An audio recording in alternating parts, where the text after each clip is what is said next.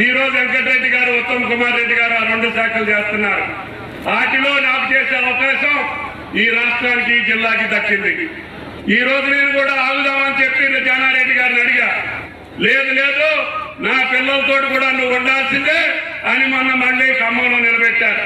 ఆయన మాట తీసేయలేక ఏఐసిసి అధ్యక్షురాలు రాహుల్ గాంధీ గారి యొక్క ఆశీర్వాదంతో మళ్ళీ నేను మీ ముందుకు వచ్చాను. తప్పకుండా జానారెడ్డి గారి సహచర్యం ఎట్టుంటుందో మీకు తెలుసు. ఒక నిబద్ధత కలిగినటువంటి నాయకుడిగా, ప్రజలకి కావాల్సినటువంటి అవసరాలు తీర్చేటటువంటి నాయకుడిగా, ఏ ప్రభుత్వం ఉన్నా లేకపోయినా సరైనటువంటి సలహాలు ఇచ్చి ఈ రాష్ట్రం కోసం, ఈ ప్రజల కోసం, ఈ పేదల కోసం, ఈ బడుగుల కోసం, ఈ బలహీన వర్గాల కోసం మాట్లాడేటటువంటి వ్యక్తి నాకు సుదీర్ఘకాలం గురువుగా ఉన్నానంటే నాకు అంతకంటే ఎక్కువ అవసరం లేదు అని చెప్పి మీకు ఈ సందర్భంగా మనం చేస్తున్నా. ఆయన ఇచ్చినటువంటి ఈనాడు జయవీర్ మన శాసనసభ్యుడయ్యాడు. అదేవిధంగా ఈనాడు రఘువీర్ పార్లమెంటు సభ్యుడు అవుతున్నాడు. ఆయన చేసినటువంటి త్యాగానికి, కష్టానికి ఈ జిల్లా ప్రజలు ఇచ్చేటటువంటి ఆ బహుమానం ఆ 2 కొడుకుల్ని చట్టసభలకు పంపించడం తప్ప ఇంతకంటే మీరు కూడా చేయగలిగింది లేదు.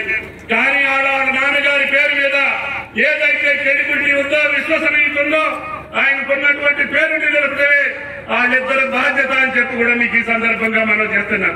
కాబట్టి జానారెడ్డి గారి కీర్తిని, ప్రతిష్టని ఏ మాత్రం కూడా ఎందుకు వాసి తగ్గకుండా చూడాల్సినటువంటి బాధ్యత రఘువీర్ది, జయవీర్ది అని చెప్పి మీకు ఈ సందర్భంగా మనం చేస్తూ ఆయన గారి గెలుపు కోసం పనిచేసేటటువంటి మీ అందరికీ కూడా చేతులెత్తి నమస్కరిస్తూ జిల్లా ఇన్ఛార్జి మంత్రిగా వెంకటరెడ్డి గారు గాని, ఉత్తమ్ కుమార్ రెడ్డి గారు గాని